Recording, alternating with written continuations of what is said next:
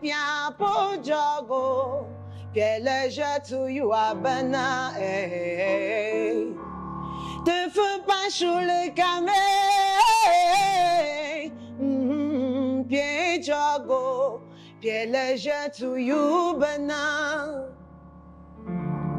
singa mi bimbia dungake mi bimbia bo dungake singa mi bimbia bo dungake singa guchinda no jo wo wo wo dang ya go bimbia bo le. Je suis Caresse Photo, artiste musicienne. Lorsque vous avez choisi la voie de la lutte pour une indépendance véritable, vous devez nécessairement vous attendre à tout moment au coup dur que vous portent les impérialistes. Eros of Freedom est un hommage à tous nos pères nationalistes, martyrs de la liberté, qui ont sacrifié leur vie pendant la lutte contre le colonialisme ou alors l'impérialisme occidental. Donc, en gros, je rends hommage à mes ancêtres.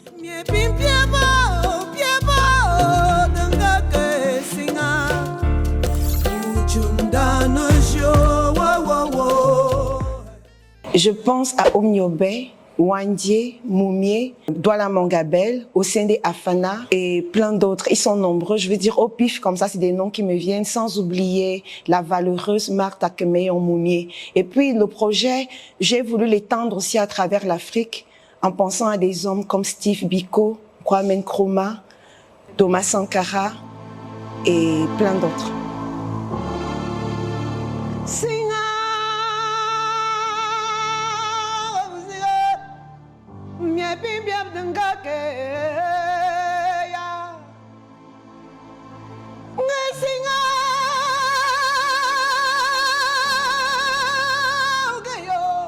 Pour la mémoire de notre pays, c'est important et essentiel que chaque enfant en naissant connaisse l'histoire de son pays pour avoir des repères et pouvoir se projeter. Sinon, on va naviguer à vue. Nos pères étaient partis sur quelque chose d'important. Ils avaient une idéologie, une indépendance totale. Créer une rupture avec le joug occidental, créer une rupture avec ce contact paternaliste avec l'Occident parce que nous sommes des individus et que nous avons le droit d'être libres. Ils avaient besoin que nous soyons libres de choisir notre monnaie, de décider du prix du cacao. Et je me suis rendu compte de la méconnaissance totale de ces pères qui ont fait le sacrifice ultime parce que je pense que lorsque quelqu'un donne sa vie, il n'y a pas quelque chose qui peut aller au-delà. C'est une preuve palpable que nos pères avaient montré que la nation est au-dessus de tout, que la patrie est même au-dessus de nos vies.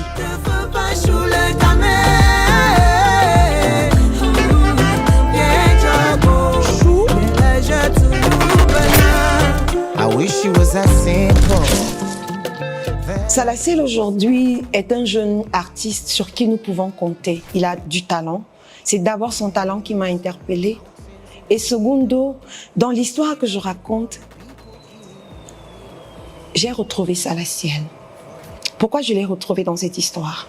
Salaciel avait son studio dans le sud-ouest et pendant la guerre du Nozo, il a dû s'enfuir pour s'installer hors de l'endroit, même si c'est toujours au Cameroun, mais c'est hors de l'endroit de sa source. C'est là où il a grandi, là où il a vu mourir ses frères, ses sœurs, des oncles, des voisins, et j'en passe.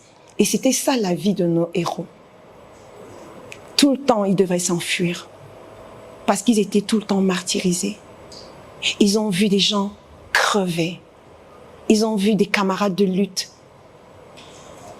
partir. Je suis toujours dans l'émotion quand je parle parce que je souhaite à chaque Camerounais de s'approprier cette histoire. Je suis sûre que ça va bouleverser chacun de nous.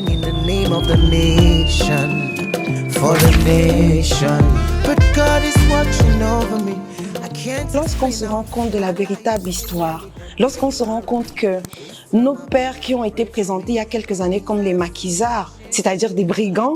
Et au fil des temps, dans mes lectures, je me rends compte qu'en fait, c'était des valeureux combattants, des gens qui ont dignement lutté pour dire non, ça s'arrête ici. Nous voulons que vous nous lâchiez un peu. On veut briser les chaînes. On ne veut plus se sentir liés, se sentir être en dessous. Ne nous appelez plus des indigènes parce que nous sommes des humains. Avant que vous n'arriviez dans les années et vous êtes venus coloniser l'Afrique, nous existions, nous avions une civilisation. C'est pas comme si le début de l'Afrique, du Cameroun, était commencé avec l'arrivée des Occidentaux. Il faut qu'on nous raconte véritablement notre histoire. Tous les soirs, je fais des prières pour toi. Baby, if only you knew how I miss you by. Je sais même pas si tu es encore en vie, Oh, baby. baby, I'm alive. Et je pense que c'est important, c'est nécessaire. Et pourquoi je pense que c'est nécessaire? Aujourd'hui, on se rend compte plus ou moins du manque d'attachement profond de nos enfants et même nos aînés et voire ceux de mon âge vis-à-vis de la nation. Et cela ne vient pas de loin. C'est peut-être pas la faute de nous, de cela. C'est tout simplement parce que l'histoire ne leur a pas été contée. Je vais prendre un exemple vague. Vous êtes un parent. Chaque fois que votre mère ou votre père vous appelle, vous poussez le téléphone et votre fils est là, il vous regarde. Vous lui dites, ah oui, la vieille, elle dérange. Oh, le vieux, encore, lui, il dérange. Vous êtes en train d'apprendre à votre enfant comment il s'occupera de vous demain, comment il vous traitera demain. Mais si chaque fois que votre parent appelle, vous montrez à votre enfant que c'est un moment essentiel, que ce moment-là, rien n'est plus important que cet instant, votre enfant va comprendre à cet instant que ce moment, ça compte plus que tout. C'est pourquoi il est impératif qu'aujourd'hui, que nous disions à nos enfants qu'il y a des pères, vos ancêtres, qui ont tellement aimé l'Afrique, qui ont tellement aimé le Cameroun, qu'ils ont donné leur vie. Ça va faire comprendre à ces enfants que le drapeau, il n'y a rien au-dessus. Moi, ça fait 14 ans que je suis sur la scène. J'ai déjà pu fédérer plusieurs personnes autour de mon projet artistique. Ça fait qu'ils ont déjà des oreilles guéries à m'écouter. Je peux porter une cause, je peux porter la voix pour dire des choses qui vont aller développer mon continent, qui peuvent aller transformer la pensée de mes frères et de mes sœurs. Comme je dis, la première évolution doit être psychologique. Et la musique va au-delà. Ça ne touche pas que le corps, mais ça touche les âmes. La musique peut aller à l'intérieur, bousculer. Ça peut transformer. Ça peut élever. Et aujourd'hui, mon outil, c'est la musique. L'art. Je sais que par là, je pourrais toucher de nombreuses personnes.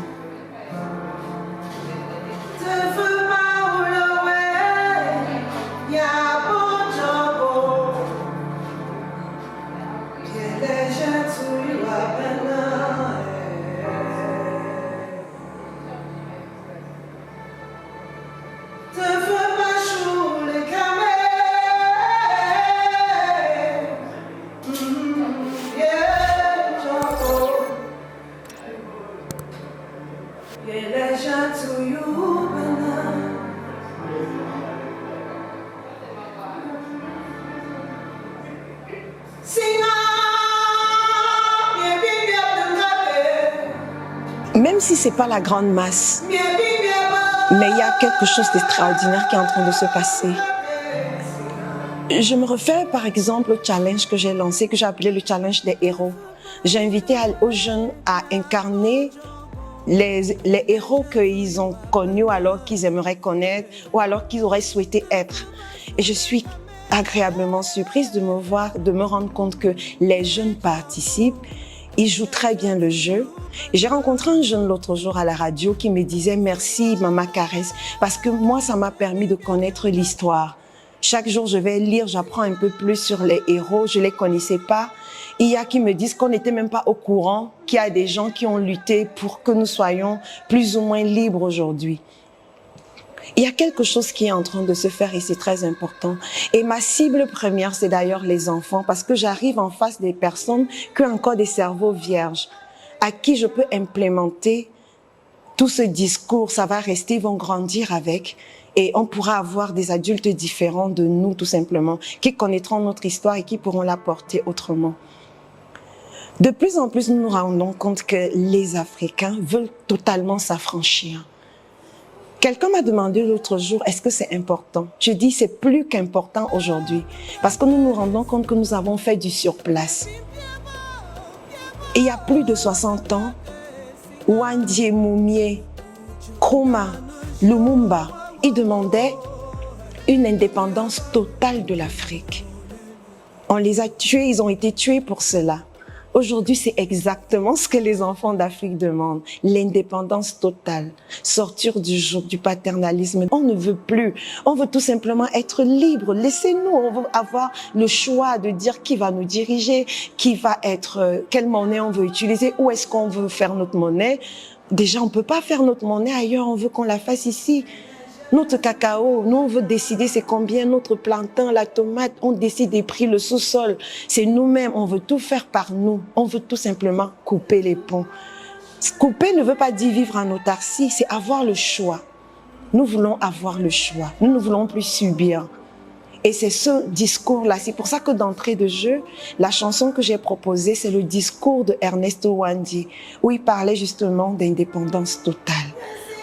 L'UPC était et demeure un mouvement franchement anticolonialiste et je dirais anti-impérialiste. Parce que l'UPC estime que la libération d'un pays du système colonial doit, si elle doit être réalisée, se faire de façon effective et totale. C'est peut-être un projet que j'ai pensé, mais il y a plusieurs personnes qui ont adhéré et qui accompagnent au quotidien. Donc j'ai fait appel à des frères, plus précisément Bonas et le réalisateur Mela. Je l'ai appelé pour que nous puissions faire 10 mini-films documentaires sur nos héros. C'est comme ça qu'à travers l'Afrique, j'ai sélectionné 5 hommes, 5 femmes. Et c'était très important que je mette un accent sur des femmes héroïnes. Avant le début de ce projet, j'étais loin d'imaginer le rôle que la femme africaine avait joué dans la lutte pour les indépendances. On n'en parle presque pas. Et tout était parti sur la lecture, à la découverte de Martha Kemeyon Moumie. Ça m'a ouvert l'esprit. Je me suis dit, mon Dieu, je savais pas que les femmes avaient joué un rôle aussi grand. Donc c'est important, à travers les documentaires que je suis en train de faire, d'inscrire tout cela quelque part dans la continuité du travail que mes pères aussi ont fait par le passé. Il y a plein d'historiens, plein d'anthropologues, de chercheurs qui ont déjà fait des travaux sur l'Afrique libre, qui veut davantage se libérer. Donc, nous aurons 10 films documentaires. On scinde à Fana. Martha Kemeyon Moumie. Ouabe, ouabe, ouabe. Lumumba. Steve Biko. Babé.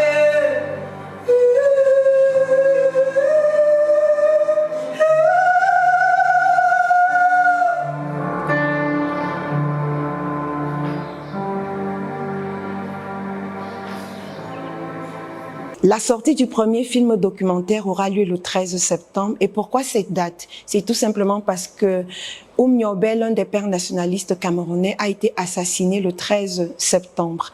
Et c'est pour marquer cette date pour qu'elle soit à jamais gravée dans les mémoires. Et puisque cette date également est désormais la journée des martyrs et des héros dans notre pays, donc voilà, il n'y a pas meilleur moyen de marquer et davantage implémenter cette date, ce combat, ces héros dans l'esprit de nous Camerounais, de nous Africains. Nous allons aller dans les écoles, sortir un peu du virtuel pour aller vers le réel. Nous allons faire des projections de ces films documentaires, accompagnés des historiens qui vont être habilités à donner des réponses un peu plus claires, un peu plus scientifiques, parce que je préfère toujours bien expliquer comment je suis dans une démarche purement artistique. Je vais être accompagnée par des personnes qui ont l'habilité, qui ont étudié l'histoire et tout ce qu'il y a autour, même si je dois préciser que pour le faire, j'ai dû beaucoup lire pour arriver à ce résultat. Qui parle de liberté parle aussi de s'approprier sa langue. C'est d'ailleurs le premier outil de liberté, pouvoir parler sa langue. C'est s'affirmer, c'est s'accepter, c'est s'aimer. Donc, comment nous allons faire pour pérenniser nos langues? Nous avons fait une banque des où nous accueillons toutes les personnes qui peuvent nous donner les berceuses africaines. Donc, nous avons déjà fait le premier tome de 10 berceuses africaines. J'ai également fait appel à un jeune frère qui fait dans la bande dessinée. Nous savons tous que nos enfants, ils regardent beaucoup les dessins animés. Sauf que les dessins animés qu'ils regardent sont importés et ne parlent pas forcément nos langues, ne nous ressemblent pas. C'est pour ça que dans le projet, nous avons également pensé à proposer des dessins animés en nos langues. Le projet pilote, déjà, il va sortir très bientôt. C'est un dessin animé en Womala. Et pour la suite, nous pourrons très souvent avoir des dessins animés où des personnages ressemblent à nos enfants, la couleur de la peau, les cheveux, les noms, pour entendre un personnage qui va s'appeler Kamdem, et Somba, Nginjol, je sais pas moi, et plein d'autres noms du terroir.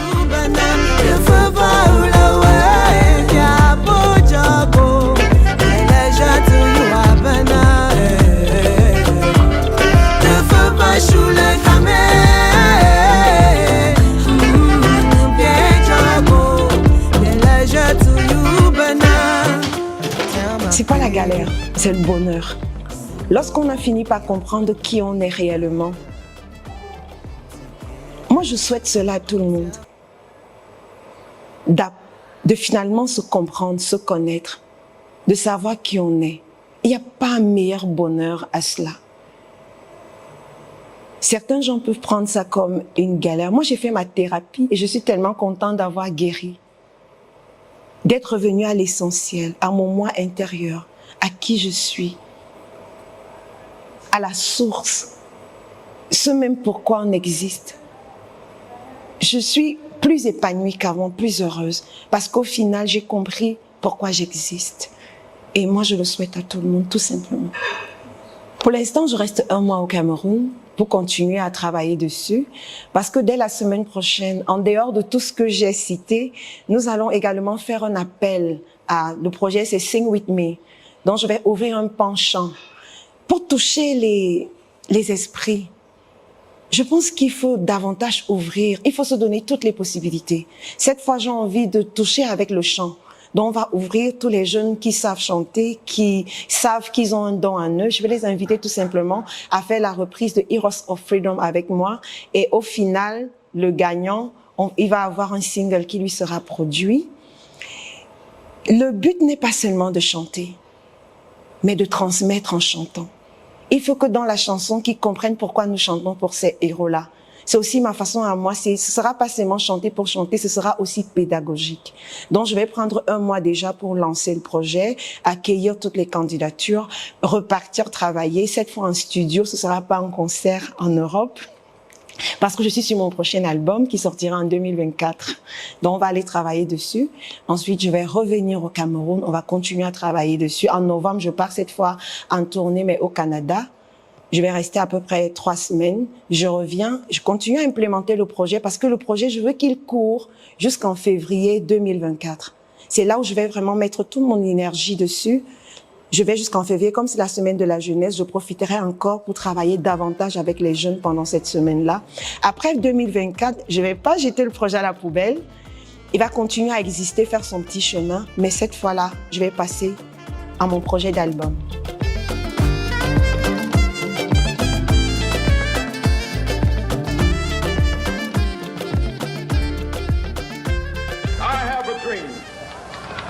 One day